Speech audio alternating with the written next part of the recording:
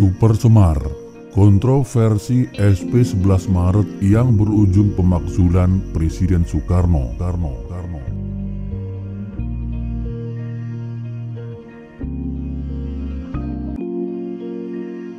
Surat Perintah 11 Maret atau biasa disingkat Super Semar, surat yang ditandatangani oleh Presiden Soekarno pada tanggal 11 Maret 1966. Surat ini berisi perintah kepada Letnan Jenderal Soeharto untuk mengambil tindakan yang diperlukan demi mengamankan Republik Indonesia. Dengan adanya Super Semar, Letnan Jenderal Soeharto mengambil tindakan cepat. Partai Komunis Indonesia pun dibubarkan. Super Semar juga difungsikan sebagai surat sakti yang menjadikan Soeharto untuk mengambil alih pucuk pimpinan negara. Pasca terbitnya Super Semar, Bung Karno merasa dikibuli. Dalam Super Semar tidak ada soal penahanan, tidak ada soal pembatasan fisik bertemu keluarga, penahanan rumah. Super Semar seharusnya melindungi keluarga Bung Karno, melindungi ajaran-ajaran Bung Karno, tapi yang terjadi adalah sebaliknya. Sobat Gedigu, apa isi teks Super Semar yang sebenarnya? Apa latar belakang lahirnya surat perintah ini? Bagaimana interpretasi Jenderal Soeharto melaksanakan perintah tersebut? Serta di manakah keberadaan surat perintah 11 Maret ini yang asli? Simak paparan selengkapnya setelah Anda menekan tombol subscribe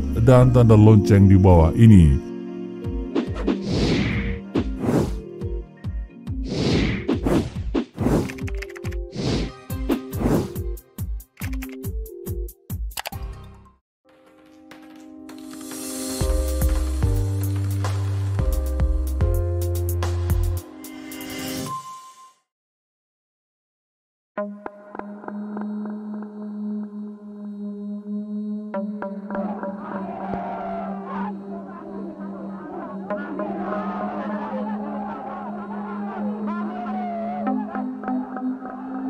Super Semar atau Surat Perintah 11 Maret adalah penyerahan mandat kekuasaan dari Presiden Soekarno ke Jenderal Soeharto pada 11 Maret 1966. Penyerahan mandat kekuasaan ini dilatar belakangi gejolak di dalam negeri setelah peristiwa G30 SPKI pada 1 Oktober 1965. Surat ini berisi perintah yang menginstruksikan Soeharto selaku Panglima Komando Operasi Keamanan dan Ketertiban Pangkop Kamtib untuk mengambil segala tindakan yang dianggap perlu untuk mengatasi situasi keamanan yang buruk pada waktu itu.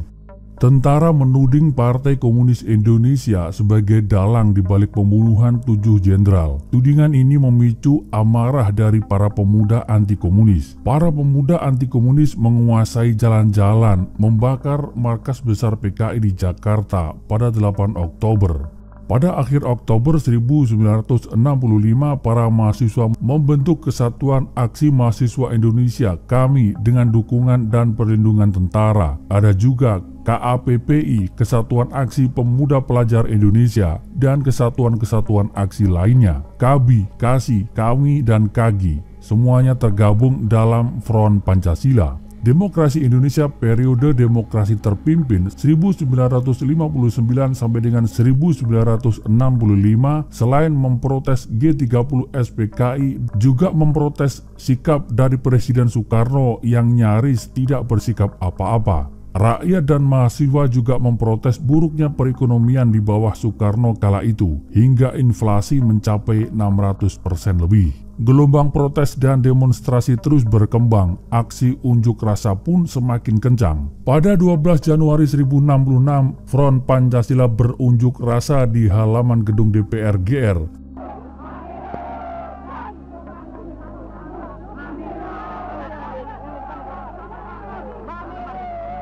Mereka menuntut 3 hal yang dikenal dengan Tritura, yakni pertama pembubaran Partai Komunis Indonesia, kedua pembersihan Kabinet Dwi Korah dari unsur-unsur yang terlibat G30 SPKI, dan tuntutan yang ketiga adalah penurunan harga. Kesatuan Aksi Pemuda dan Mahasiswa saat itu menilai Presiden Soekarno sebagai pemerintah Orde Lama harus ditumbangkan. Gerakan menentang Orde Lama mencapai puncaknya pada saat pelantikan Kabinet Dwi Kora pada 24 Februari 1966. Kabinet Dwi Kora dilantik Presiden Soekarno berisi 100 menteri. Upaya ini dilakukan Presiden Soekarno untuk meredam tuntutan rakyat. Puncaknya pada 11 Maret 1966, demonstrasi mahasiswa secara besar-besaran kembali terjadi di depan Istana Negara. Demonstrasi ini didukung tentara, menteri, panglima Angkatan Darat. Letnan Jenderal Soeharto pun meminta agar Soekarno memberikan surat perintah untuk mengatasi konflik apabila diberi kepercayaan. Permintaan ini dititipkan Soeharto pada 3 Jenderal Angkatan Darat yang datang menemui Soekarno di Istana Bogor 11 Maret 1966 sore. Ketiga jenderal itu adalah Brigjen Amir Mahmud, Panglima Kodam Jaya, Brigjen M. Yusuf, Menteri Perindustrian Dasar, dan Mayor Jenderal Basuki Rahmat, Menteri Veteran dan Demobilisasi. Maka pada 11 Maret 1966 sore di Istana Bogor, Soekarno menandatangani surat perintah untuk mengatasi gejolak sosial dan politik kala itu. Surat perintah itu dikenal sebagai Super Semar.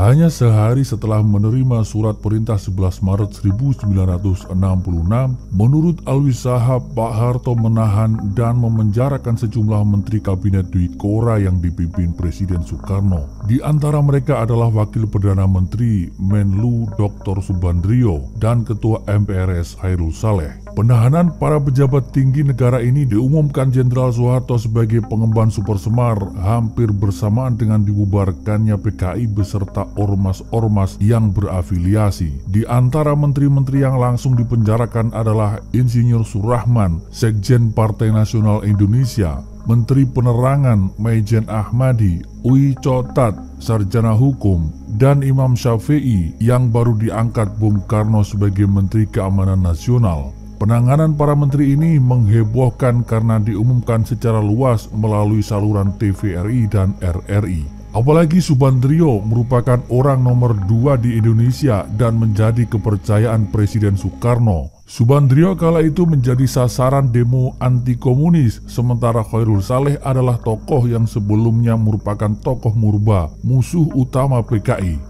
Khairul Saleh juga adalah salah satu tokoh yang berseberangan dengan Ketua CCPKI DN Aidit dalam sidang Kabinet Paripurna di Istana Bogor. Dalam sidang ini, Khairul Saleh terang-terangan menyerang Ketua PKI CCDN Aidit dan saling tuduh yang kemudian diketahui secara luas oleh masyarakat. Peristiwa ini terjadi sebelum G30 SPKI. Atas tindakan Jenderal Soeharto ini kemudian Presiden Soekarno melayangkan surat protes yang berisi peringatan kepada Soeharto kalau wewenangnya hanya pada pemulihan keamanan dan ketertiban, bukan membubarkan partai politik.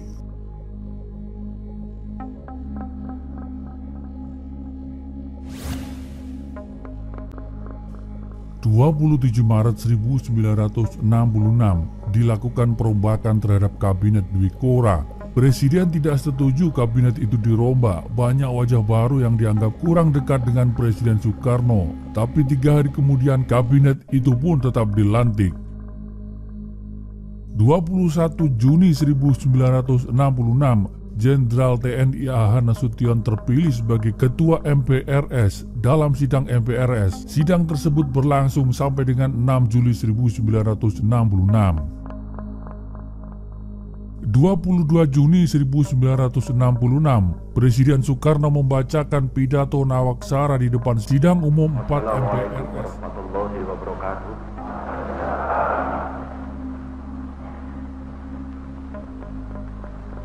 Daripada pimpinan saya itu, seperti yang telah saya nyatakan dalam amanat Ambek Parama Arfa,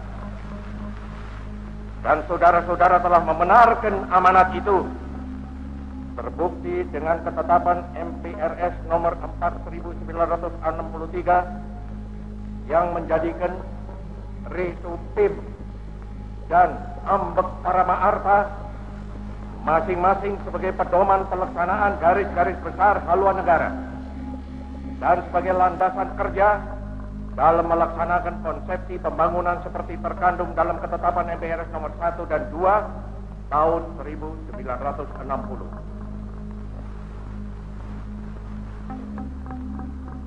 Sekarang, tentang pengertian presiden seumur hidup. Malahan dalam sidang umum MPRS kedua pada bulan Mei tahun 1963, saudara-saudara sekalian telah menetapkan saya menjadi presiden seumur hidup.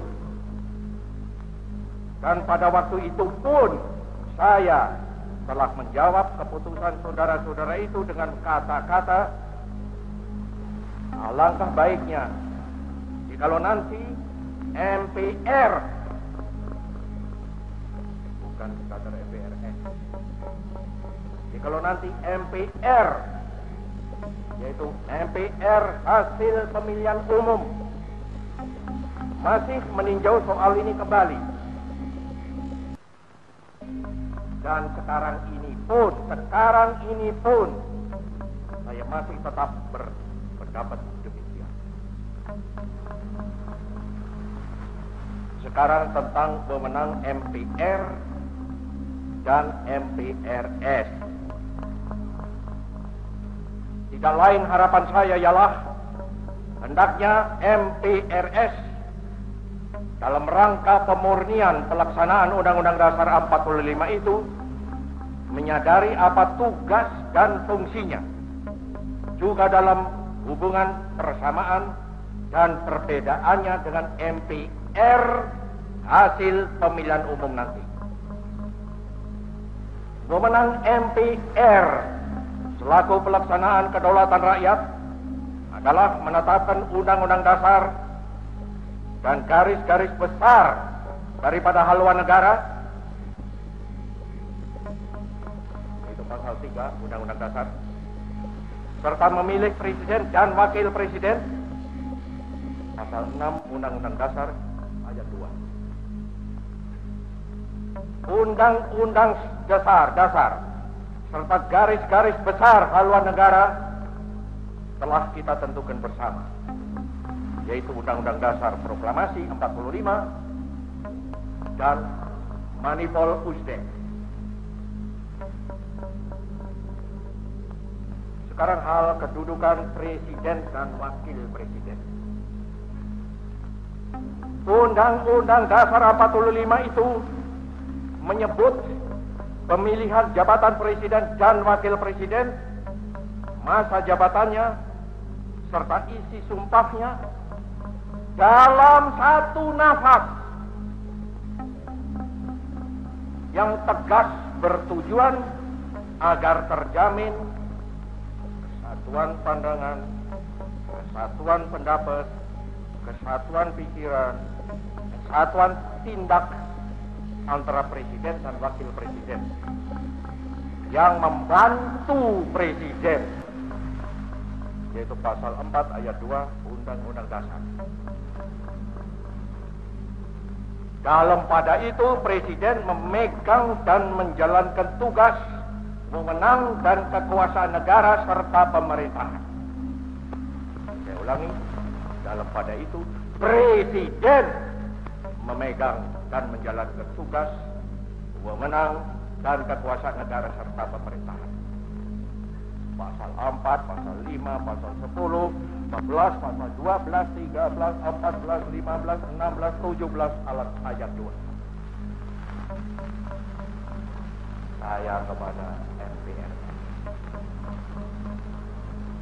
izinkanlah saya sekarang mengucapkan beberapa patah kata pribadi kepada saudara-saudara, terutama sekali mengenai pribadi saya.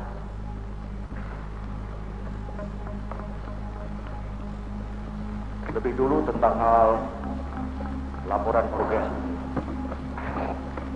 Laporan progres itu saya simpulkan dalam 9 pasal 9 golongan 9 tunt.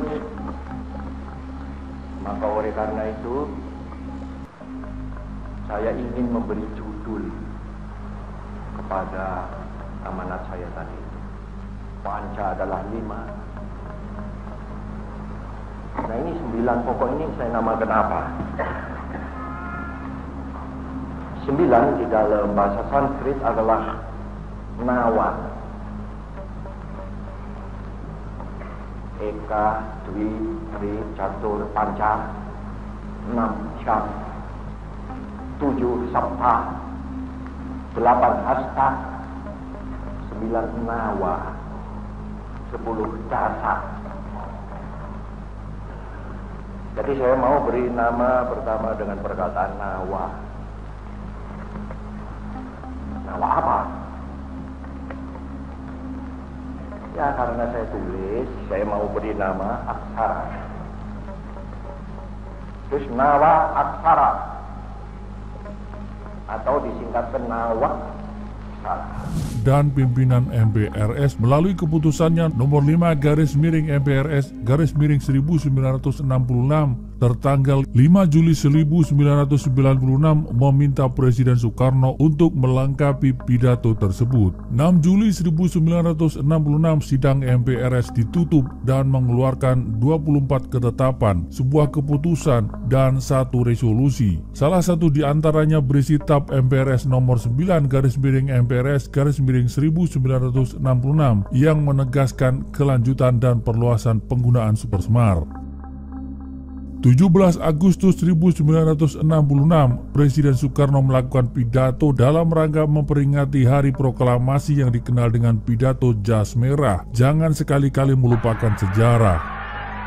Syukur kepada Tuhan Yang Maha Esa bahwa Ia telah melindungi dan menuntun negara dan bangsa kita hingga kita dengan selamat telah sampai kepada hari yang berbahagia sekarang ini. Dan moga-mogalah perlindungannya dan tuntunannya itu tetap dikurniakan kepada negara dan bangsa kita dalam memasuki tahun yang ke-22 dari kehidupannya dan selanjutnya.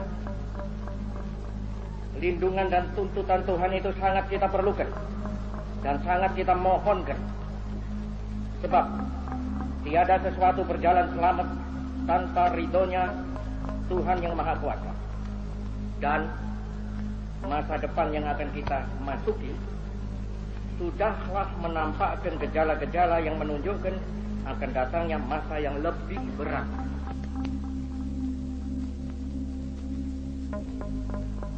Surat perintah 11 Maret itu mula-mula dan memang sejurus waktu membuat mereka bertampik sorak-sore kesenangan. Dikiranya SP 11 Maret adalah satu penyerahan pemerintahan. Dikiranya SP 11 Maret itu satu transfer of sovereignty, of authority. Padahal tidak. SP 11 Maret adalah satu perintah pengamanan. Perintah pengamanan jalannya pemerintahan. Pengamanan jalannya ini pemerintahan. Demikian kataku pada waktu melantik kabinet. Kecuali itu juga perintah pengamanan keselamatan pribadi Presiden. Perintah pengamanan wibawa Presiden. Perintah pengamanan ajaran Presiden. Perintah pengamanan beberapa hal. Dan Jenderal Soeharto telah mengerjakan perintah itu dengan baik. Dan saya mengucap terima kasih kepada Jenderal Soeharto akan hal ini.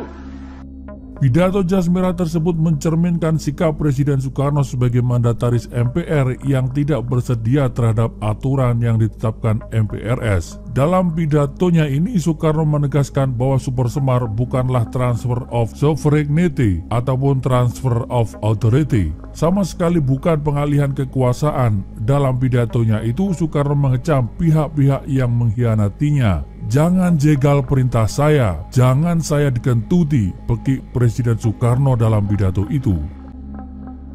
1 sampai dengan 3 Oktober 1966, masa kami, KAPI dan KAPI melakukan demonstrasi di depan Istana Merdeka. Mereka menuntut agar Presiden memberikan pertanggungjawaban tentang peristiwa G30 SPKI. Kejadian ini mengakibatkan terjadinya bentrokan fisik dengan pasukan garnizon sehingga memakan korban.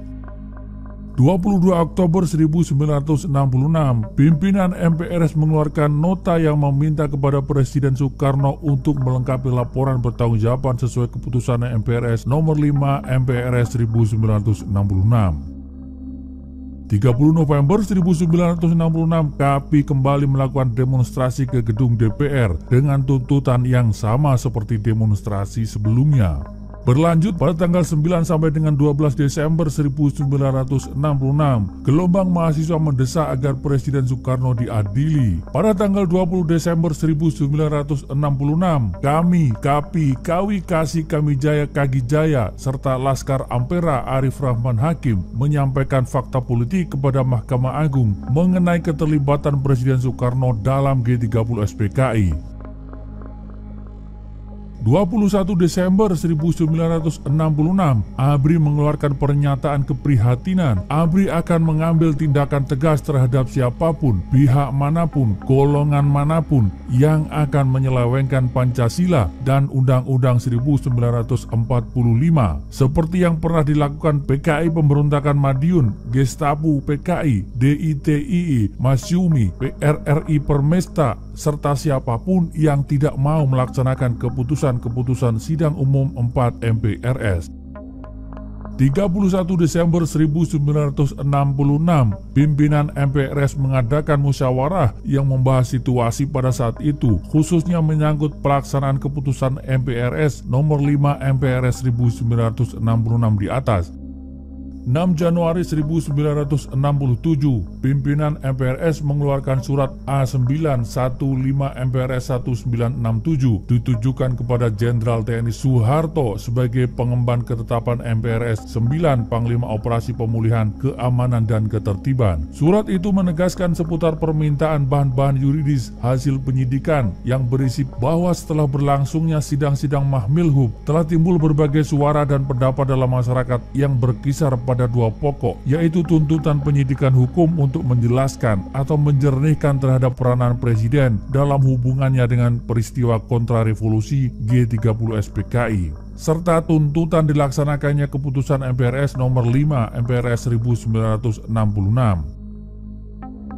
10 Januari 1967, Presiden Soekarno menyampaikan pidato pelengkap nawaksara yang isinya antara lain memenuhi permintaan saudara-saudara kepada saya mengenai penilaian terhadap peristiwa G30S. Maka saya sendiri menyatakan G30S adalah satu complete of rambling bagi saya. Saya dalam pidato 17 Agustus 1966 dan dalam pidato 5 Oktober 1966 mengutuk Gestok.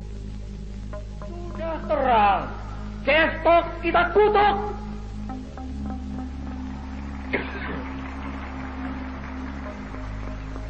Dan saya mengkutuk pula.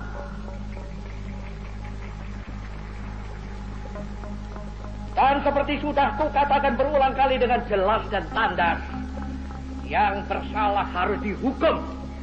Untuk itu aku bangunkan Mahmiluk. Tetapi kenapa kita sesudah terjadinya Gestok itu harus robah haluan? Kenapa kita sesudah terjadinya Gestok itu harus melempar jauh beberapa hal yang sudah nyata baik? Tidak. Pancasila, Panca-Ajimat, Trisakti harus kita pertahankan terus, malahan harus kita pertumbuhkan terus. 17 Agustus 1966 berkata, sudah terang Gestok kita kutuk, saya mengutuknya pula, dan sudah berulang-ulang kali pula saya katakan dengan jelas dan tandas bahwa yang bersalah harus dihukum. Untuk itu kubangunkan Mahmilhub. Saya telah autorisasi kepada pidato pengemban SP 11 Maret yang diucapkan pada malam peringatan Isra dan Mi'raj di Istana Negara, yang antara lain berbunyi, setelah saya mencoba memahami pidato Bapak Presiden pada tanggal 17 Agustus 1966, pidato pada tanggal 5 Oktober 1966, dan pada kesempatan-kesempatan yang lain, maka saya sebagai seorang yang turut aktif menumpas gerakan 30 September yang didalangi PKI berkesimpulan bahwa Presiden juga telah mengutuk gerakan 30 September PKI, walaupun Bapak Presiden menggunakan istilah Gestok, gerakan 1 Oktober.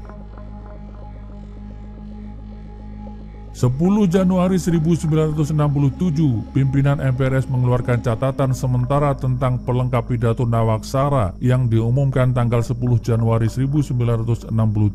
Catatan sementara itu berisikan pertama bahwa Presiden masih meragukan keharusannya untuk memberikan pertanggungjawaban kepada MPRS sebagaimana ditentukan oleh keputusan MPRS nomor 5 MPRS 1966.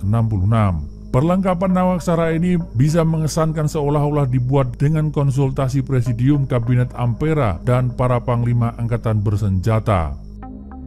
20 Januari 1967, MPRS mengeluarkan press release. Isinya terdiri 4 poin besar, antara lain perlu diterangkannya bahwa dalam menghadapi persoalan-persoalan penting yang sedang dihadapi, soal Nawaksara, soal penegakan hukum dan keadilan, soal penegakan kehidupan konstitusional, pimpinan MPRS sejak beberapa lama telah mengadakan tindakan-tindakan dan usaha koordinatif dengan pimpinan DPR GR, Presiden Kabinet khususnya pengemban ketetapan MPRS nomor 9 dan lembaga-lembaga negara maupun lembaga-lembaga masyarakat lainnya. 21 Januari 1967, MPRS mengeluarkan hasil musyawarah lengkap yang terdiri atas 3 butir besar, antara lain poin kedua bahwa Presiden ALPA memenuhi ketentuan-ketentuan konstitusional sebagaimana termuat dalam surat beliau nomor 01-Pres-67 khususnya yang termaktub dalam angka Romawi 1 dalam Undang-Undang Dasar 1945 ataupun dalam ketetapan dan keputusan MPRS sebelum sidang umum 4 tidak ada ketentuan bahwa mandataris harus memberikan pertanggungjawaban atas hal-hal yang cabang. Pidato saya yang saya namakan Nawaksara adalah atas kesadaran dan tanggung jawab saya sendiri, dan saya maksudnya sebagai semacam progress report sukarela tentang pelaksanaan mandat MPRS yang telah saya terima terdahulu, yang berarti ini mengingkari keharusan bertanggung jawab pada MPRS dan hanya menyatakan semata-mata pertanggungjawaban mengenai garis-garis besar haluan negara saja. 1 Februari 1967, Panglima Operasi Pemulihan Keamanan dan Ketertiban Jenderal Soeharto mengeluarkan surat dengan nomor R032-1967, sifatnya rahasia dengan lampiran 2 berkas, serta perihal yakni bahan-bahan yuridis hasil penyidikan. Petikan laporan tim pada bagian pendahuluan itu antara lain sebagai berikut. Tujuan penyusunan naskah laporan ini untuk menyajikan data dan fakta yang telah dapat diperoleh selama dalam persidangan Mahmilub semenjak perkara Njono dan Sastrorejo yang dalam pengumpulannya ditujukan untuk memperoleh bahan gambaran yang selengkap-lengkapnya terhadap pertanggungjawab yuridis Presiden dalam peristiwa G30 SPKI. Berdasarkan hasil-hasil persidangan tadi, maka Presiden harus mempertanggungjawabkan segala pengetahuan, sikap dan tindakannya, baik terhadap G30 SPKI itu sendiri maupun langkah-langkah penyelesaian yang merupakan kebijaksanaan Presiden selaku Kepala Negara dan Panglima tertinggi ABRI di dalam menjalankan pemerintahan negara di mana kekuasaan dan tanggung jawab ada di tangan Presiden sesuai ketentuan yang terdapat dalam Undang-Undang Dasar 1945 beserta penjelasannya. 9 Februari 1967, Dewan Perwakilan Rakyat Gotong Royong DPR GR mengeluarkan resolusi tentang persidangan istimewa MPRS yang meminta kepada MPRS untuk mengundang dan menyelesaikan sidang istimewa MPRS selambat-lambatnya bulan Maret 1967, serta meminta kepada Ketua Presidium Kabinet Ampera selaku Panglima Operasi Pemulihan Keamanan dan Ketertiban Pengembangan Ketetapan MPRS untuk memberikan keterangan dan bahan-bahan dalam sidang istimewa tersebut untuk menjelaskan peranan Presiden dalam hubungan dengan peristiwa kontrarevolusi G30 SPKI agar dapat dijadikan pegangan dan pedoman para wakil rakyat dalam menggunakan wewenang dan kewajibannya dalam sidang istimewa MPRS. 9 Februari 1967, DPR GR mengeluarkan penjelasan atas usul resolusi DPR GR tentang sidang istimewa MPRS. Pada tanggal yang sama, DPR GR mengeluarkan memorandum mengenai pertanggungjawaban kepemimpinan Presiden Soekarno dan persidangan istimewa MPRS. 11 Februari 1967, 4 panglima angkatan di tubuh ABRI bertemu Presiden Soekarno di Bogor. Mereka menyampaikan pendiriannya agar Presiden menghormati konstitusi dan ketetapan MPRS pada sidang umum keempat. 12 Februari 1967, Presiden bertemu kembali dengan keempat panglima tersebut. Saat itu Presiden meminta untuk melakukan pertemuan kembali esok harinya. 13 Februari 1967, para panglima mengadakan rapat membahas masalah pendekatan Presiden Soekarno. Setelah bertemu dengan Presiden, kemudian mereka sepakat untuk tidak lagi melakukan pertemuan selanjutnya. 16 Februari 1967, pimpinan MPRS mengeluarkan keputusan tentang tanggapan terhadap pelengkapan pidato Nawaksara yang isinya menolak pelengkapan pidato Nawaksara yang disampaikan dengan surat Presiden nomor 01/Pres/67 tanggal 10 Januari 1967 sebagai pelaksanaan keputusan MPRS nomor 05 MPRS 1966, dan pada tanggal yang sama dikeluarkan pula keputusan MPRS nomor 14 tentang penyelenggaraan dan acara persidangan istimewa MPRS. 19 Februari 1967, para panglima dan Jenderal Soeharto bertemu dengan Presiden Soekarno di Istana Bogor. Pertemuan tersebut tidak menghasilkan kesimpulan apa-apa. 20 Februari 1967, Presiden Soekarno memberikan pengumuman yang isinya, "Kami Presiden Republik Indonesia, mandataris MPRS, Panglima tertinggi Angkatan Bersenjata Republik Indonesia. Setelah menyadari bahwa konflik politik yang terjadi dewasa ini perlu segera diakhiri demi keselamatan rakyat, bangsa dan negara, maka dengan ini mengumumkan, pertama, kami Presiden Republik Indonesia, mandataris MPRS, Panglima tertinggi Angkatan Bersenjata Republik Indonesia, terhitung mulai hari ini menyerahkan kekuasaan pemerintah kepada pengemban ketetapan MPRS nomor 9 MPRS/1966 dengan tidak mengurangi maksud dan jiwa Undang-Undang Dasar 1945. Kedua, pengemban ketetapan MPRS nomor 9 MPRS/1966 melaporkan pelaksanaan penyerahan tersebut kepada Presiden setiap waktu dirasa perlu. Ketiga, menyerukan kepada seluruh rakyat Indonesia, para pemimpin masyarakat, segenap aparatur pemerintahan, dan seluruh angkatan bersenjata Republik Indonesia untuk terus meningkatkan persatuan, menjaga dan menegakkan revolusi, dan membantu sepenuhnya pelaksanaan tugas pengemban ketetapan MPRS nomor 9 /MPRS/1966. Keempat, menyampaikan dengan penuh rasa tanggung jawab pengumuman ini kepada rakyat dan MPRS. Semoga Tuhan Yang Maha Esa melindungi rakyat Indonesia dalam melaksanakan cita-citanya mewujudkan masyarakat adil makmur berdasarkan Pancasila.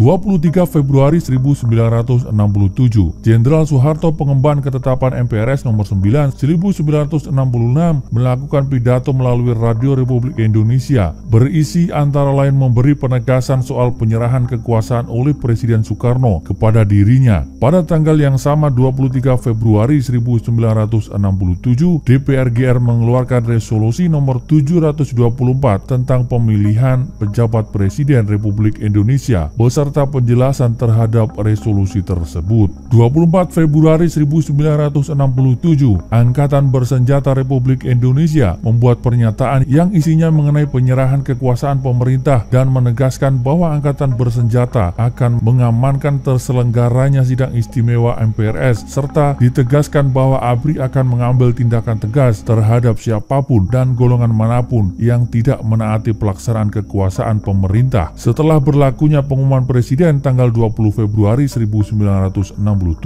25 Februari 1967, pemerintah mengeluarkan keterangan pers mengenai telah dilakukannya penyerahan kekuasaan pemerintahan negara oleh Soekarno kepada pengemban ketetapan MPRS nomor 9 MPRS/1966, yakni Jenderal Soeharto. 7 Maret 1967, MPRS mengadakan sidang istimewa. Hasilnya seperti dituangkan dalam TAP MPR nomor 33 Romawi MPRS 1967, yakni mencabut kekuasaan pemerintah dari Presiden Soekarno dan mengangkat Soeharto sebagai pejabat presiden hingga dilaksanakannya pemilu.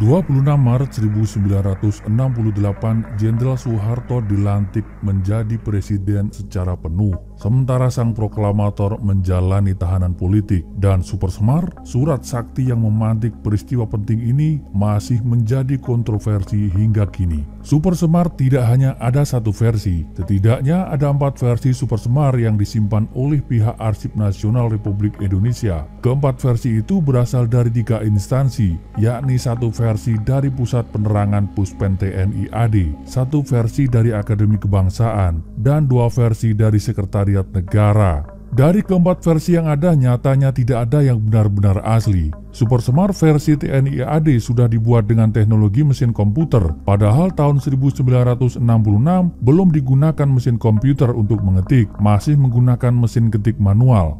Pertanyaan yang muncul kemudian adalah, apakah naskah yang beredar saat ini sesuai dengan naskah yang asli? Menurut buku misteri Super Semar, kemungkinan adanya manipulasi bisa dilihat dari jumlah naskah yang sebelumnya 2 lembar menjadi 1 lembar. Dalam bukunya Pengalaman dalam Masa Pengabdian, sebuah autobiografi, Sudarmono menulis kalau dikatakan surat asli memang 2 lembar. Jadi yang sekarang 1 halaman tujuannya untuk efisiensi percetakan saja. Dalam buku ini pernyataan ini dibantah. Peringkasan suatu dokumen yang begitu penting bisa dipastikan mempunyai maksud tertentu daripada sekedar efisiensi. Yang jadi teka-teki adalah dari mana diperoleh tanda tangan Bung Karno. Mungkinkah tanda tangan Bung Karno dipalsukan? Adanya manipulasi isi Super Semar agaknya memang tak terbantahkan lagi. Kemal Idris maupun Subandrio memberikan kesaksiannya. Dalam bukunya Bertarung dalam Revolusi, Kemal mengungkapkan pada pukul 23 malam ketika Jenderal kembali ke Kostrad dengan membawa surat dari Bung Karno yang isinya melimpahkan kekuasaan pada Pak Harto, saya sempat membaca surat itu yang memberikan kekuasaan kepada Pak Harto untuk bertindak mengamankan situasi. Setelah tugas dilaksanakan, kekuasaan dikembalikan kepada Bung Karno sebagai Presiden Republik Indonesia. Subandrio yang waktu itu ikut membaca bahkan ikut mengoreksi naskah Super Semar membenarkan adanya poin yang antara lain menyebut dikembalikan. Ya, ada itu. Saya enggak tahu kenapa dihilangkan, tapi yang pasti kata-kata itu memang ada, kata Subandrio dalam buku Misteri Super Semar. Tema yang dimuat dalam video ini terjadi puluhan bahkan ratusan tahun silam, sehingga sangat mungkin tidak sama persis seperti asal kejadian. Catatan sejarah bisa saja berbeda dengan bukti dan kenyataan. Terhadap hal itu, admin terbuka pada setiap masukan. Admin juga tidak menganggap bahwa yang kami sampaikan adalah satu kebenaran tunggal. Admin menerima setiap kemungkinan dan masukan. Terhadap figur dan tokoh yang diceritakan, admin berlepas pandang dalam menilai, menghakimi maupun menghukumi. Kami memegang kaidah Wama jaro baina sohabi naskutu, seluruh yang terjadi antara para sahabat sengaja kami perluas artinya jadi sejarah secara umum. Kami diam, tidak ikut campur, tidak membahas.